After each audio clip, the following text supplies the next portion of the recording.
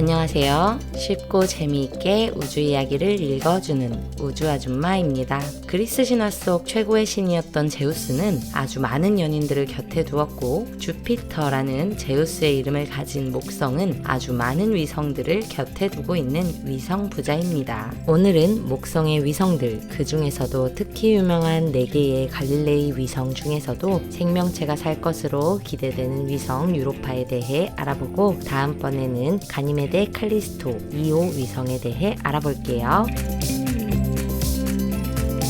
태양계의 왕자, 태양계에서 가장 덩치 큰 행성 목성은 위성이 아주 많아요. 우리 지구는 위성이 딱 1개, 달이 있죠. 목성의 달인 위성은 계속 꾸준히 발견이 되면서 2023년 3월 기준으로 95개나 됩니다. 정말 많죠? 이렇게 많은 위성들이 목성을 빙글 돌고 있어서 목성과 위성들을 작은 태양계라고 부르기도 해요. 목성이 아주 많은 위성들을 곁에 두고 있어서 많은 아내를 곁에 두었던 신 제우스, 주피터의 이름을 갖게 되었다고 하는데요. 이탈리아의 천문학자이자 물리학자이고 수학자인 갈릴레오 갈릴레이는 직접 만든 망원경으로 목성을 발견했어요. 목성뿐만 아니라 목성 주위를 돌고 있는 4개의 빛나는 무언가도 같이 발견을 하고 엄청 놀랐었죠. 갈릴레이가 발견한 4개의 위성은 갈릴레이 위성으로 불렸어요. 이 4개의 위성의 이름은 유로파, 가니메데, 칼리스토 2호입니다. 목성에 95개나 되는 위성 들 중에서 특히 유명한 이 4개의 갈릴레이 위성들의 이름은 신화 속 제우스의 아내들의 이름입니다. 유로파라는 위성은 생명체가 살 수 있을 것이라고 가장 기대가 되는 위성이고,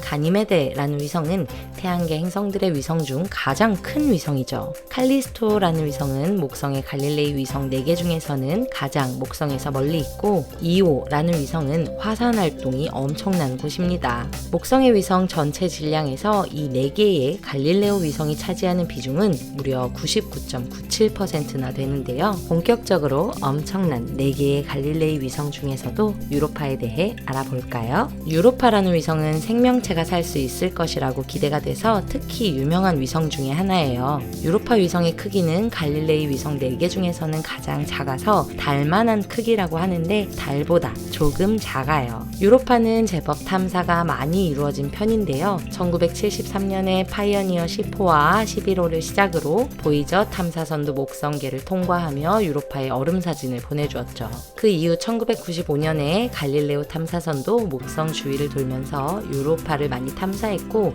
뉴 호라이즌스 탐사선은 목성을 지나치면서 유로파의 사진을 보내주기도 했습니다. 유로파는 구덩이 같은 건 거의 없어서 매끄러운 모습을 띠고 있어요. 얇은 지각, 얇은 땅으로 구성되어 있고, 유로파는 갈라진 선이 그어진 얼음 같은 모습을 하고 있는데요. 그 얼음 땅 아래에 액체, 그러니까 흐르는 상태의 지하 바다가 있을 거라고 합니다. 유로파 안쪽에서 바다가 주는 힘 때문에 유로파의 표면에 선 같은 지형이 있는 거라고도 추측하고 해요. 유로파의 지하 바다는 지구의 바다보다 2배나 많은 양의 바다일 거라고 예상하고 있는데요. 우리 지구인들이 생각하기에 생명이 살아가려면 태양, 즉 열과 빛, 흐르는 물이 정말 중요합니다. 유로파 위성에 흐르는 바다가 있을 것으로 추측이 되다 보니 외계 생명체에 대한 기대가 무척 높은 건데요. 목성과 목성의 위성들은 태양에서부터 너무나 멀리 있어서 태양빛이 약할 텐데 어떻게 생명체가 있을 수 있을까요? 지구의 심해, 그러니까 아주 깊은 바다에서도 태양빛이 사실은 닿지 않지만 바닷속 깊은 곳에 열수 분출공이 있어서 열이 있고 생명체들이 살고 있어요. 열수 분출공이라는 건 뜨거운 물과 가스가 지하에서부터 솟아 올라오는 굴뚝 같은 구멍을 말해요. 열수 분출공 주변에서는 화학 물질에 의해서 박테리아 같은 것들이 살아갈 수 있고, 박테리아나 세균 같은 것과 더불어 관벌레, 조개류, 새우 같은 것들이 그 깊은 바닷속 생태계를 이루고 있다고 해요. 오래전 사람들은 태양에 에너지가 있어야지만 생명체가 살 수 있다고 생각했는데, 너무나 깊은 바다, 태양빛이 비춰지지 않는 심해에서 태양 에너지가 아니라 지구 안쪽에서 올라오는 수소, 황화수소 같은 화학물질에서 에너지를 얻고 있는 생명체들을 발견한 것이죠.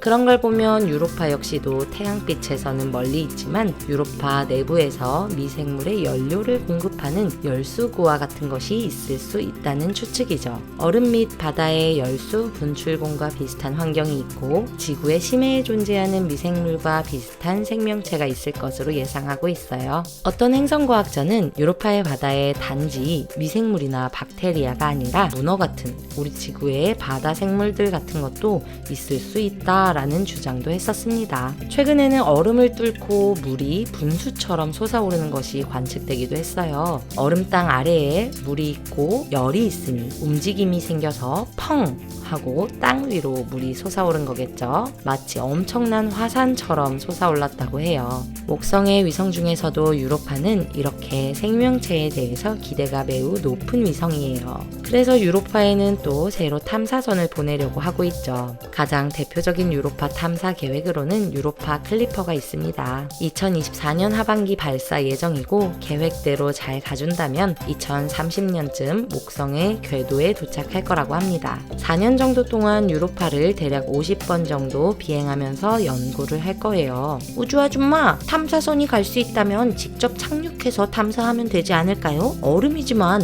어쨌든 딱딱한 표면이 있는 거니까 탐사선을 유로파에 착륙시키면 더 좋잖아요?